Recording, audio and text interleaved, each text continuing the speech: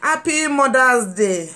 Mo kí Yèmí, mo kí Yèyèmí, mo kí Yèyòbí Yèyèmí, mo kàn màmí obìnrin, mo kàn màmí obìnrin, mo kàn ya màmí yòjó obìnrin. Happy Mother's Day.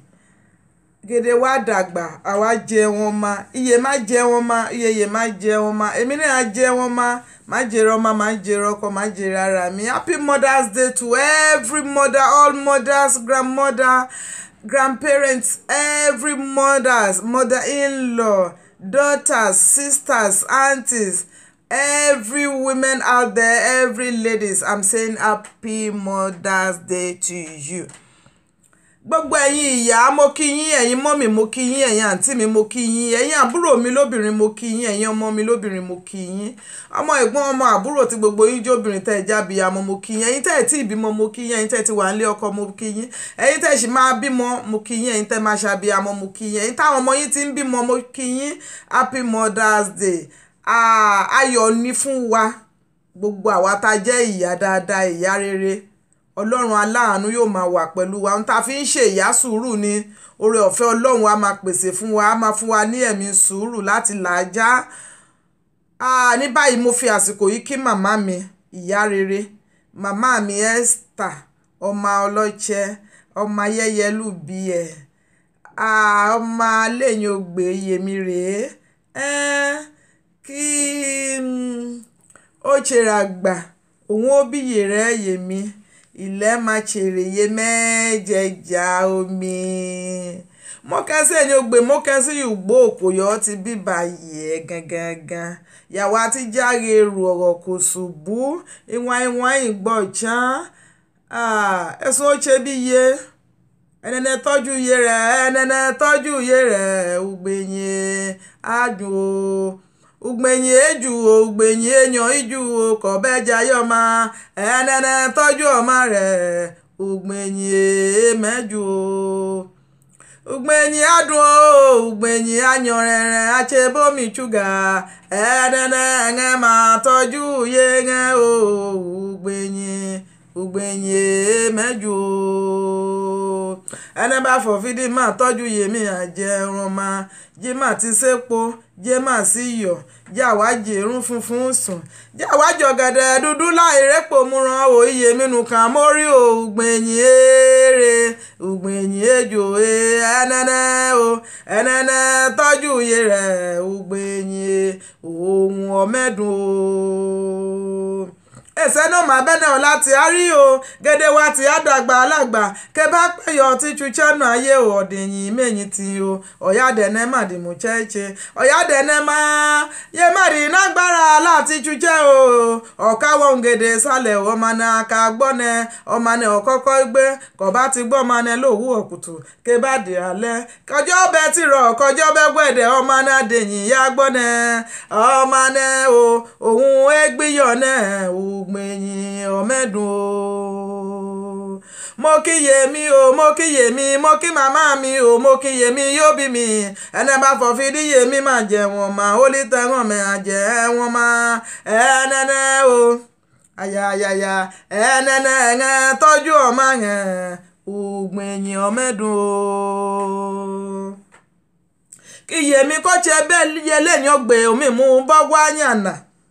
Mi máa mú bọ́gbá rẹ́ o, mi máa mú bọ́gbá tán, ùgbẹ̀yìn ọ̀mẹ́dùn o. Ẹnẹ́nẹ́ o, ẹnẹ́nẹ́ ẹ̀ngẹ́ tọ́jú yẹn, ùgbẹ̀yìn òun ejò o. Yèmọ́ bá máa yẹ́yẹ́ èpá tukàtukà mú ṣòro èmútukà yíṣọ̀dán o. Jọ lówù jìbà. Jọmọdé bẹ́ fò yín omi gbàgbé. Jọmọdé kékeré chẹ̀chẹ̀ ìrẹ̀ Yèmí nùkàn mórí o.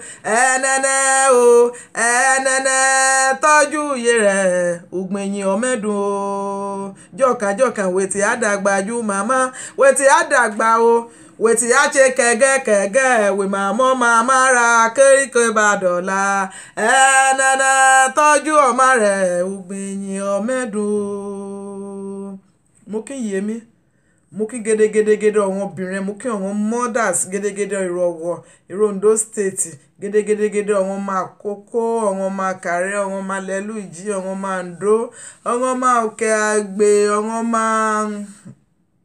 ọ̀rọ̀ malaje ọ̀rọ̀ makálẹ̀ àwọn àpọ̀ ẹ̀ ọ̀rọ̀ ṣẹ̀kírì mokingede yẹn o mokingàn ondo mokingàn ọ̀dàrẹ̀ mokingàn làásì àṣewélé bá gbè mokingàn lẹ́lùjí mokingàn ọ̀dàrẹ̀ ìdàrẹ̀ òdòdé ìdàrẹ̀ aládé mokingede yẹn bíbẹ̀ mokingàn òwẹ́nà mokingàn káàkiri mokingàn gédégédégédégédé ọmọ àwọ̀ pátápátá yẹn àgbègbè gédégédé ọmọ Ondo State gédégédé ọmọ Yorùbá lápapọ̀ mo kí yín o Happy Mother's Day o ẹ jẹ́ ká tọ́jú ìyá wa o ìyá ṣe pàtàkì o láìsí ìyá bàbá nìkan ò lè dọ́mọ bí o àti ìyá àti bàbá ẹ jẹ́ ká tọ́jú àwọn òbí wa o àmọ́ lénìí mò ń ṣe àpọ́nlé ìyá tèmi màmá dáadáa ní àtẹ̀rọ̀fọ̀dìde ní àràpàtà tẹ̀ àmọ́ lénìí mo dúpẹ́ lọ́wọ́ Ọlọ́run ọba Ọlọ́run fi mí ṣọlá fún ìyá yẹn Ọlọ́run á fi gbogbo wa ṣe ọlá fún àwọn òbí wa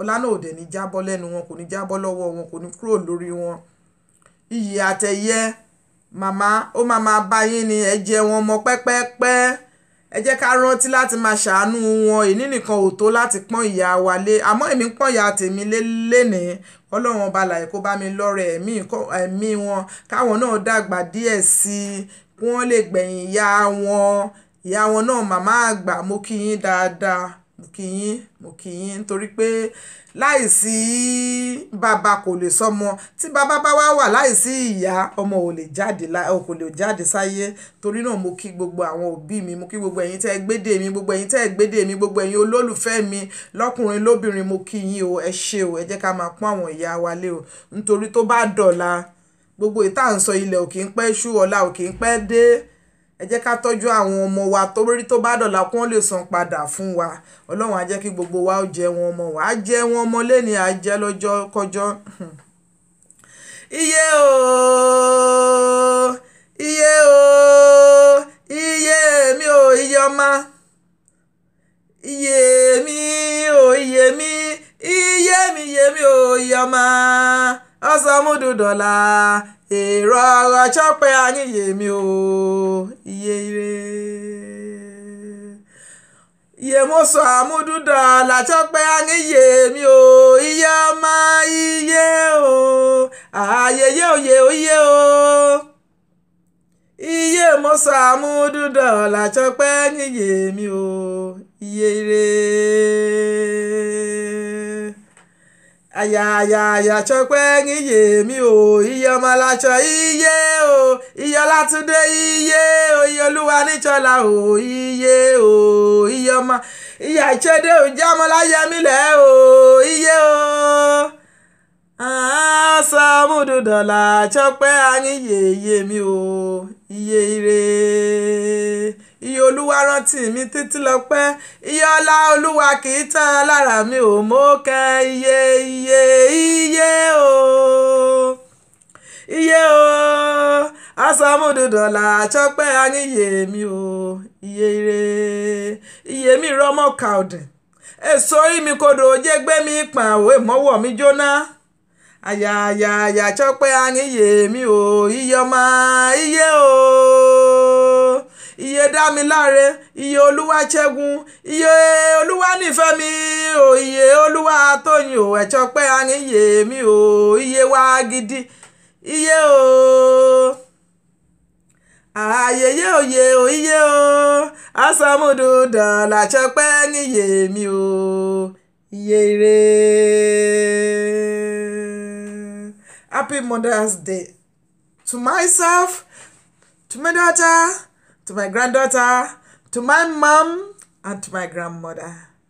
Happy Mother's Day, mommy. Ẹ pẹ́ láyé o, ẹ jẹ wọn mọ́ o, ẹ túnbọ̀ jẹ wọn mọ́. Ọlọ́run á fún yín lálàáfíà o, Ọlọ́run á fún mi náà lálàáfíà o láti tọ́jú yín o, Ọlọ́run á fún àwọn ọmọ mi náà lálàáfíà o, ká dàgbà ká ná làáfíà o, àwọn ọmọ mi náà gbogbo wọn, Ọlọ́run á fún gbogbo wa lálàáfíà o. Gbogbo ẹ̀yin ọ̀rẹ́ mi, olólùfẹ́ mi, ẹ̀yin àǹtí mi, ẹ̀yin sisters mi, ẹ̀yin ladies káàkiri àgbáyé ibikíbi tẹ́ bá wà tẹ́ ti ń fẹ́ mi, Ọlọ́run á máa fẹ́ yín o, Ọlọ́run á nífẹ̀ẹ́ yín, jẹ́ ká tọ́jú ìyá wa o, kò sí tó dàbí òbí o, a ò lè rówó rà o, bẹ́ẹ̀ tí ẹ lówó lọ́wọ́ ẹ lè rí ìyá rà o, tẹ́ bá rí ìyá rà ẹ lè rí ìyá gidi rà, ìyá nìyá tèmi. Happy Mother's Day.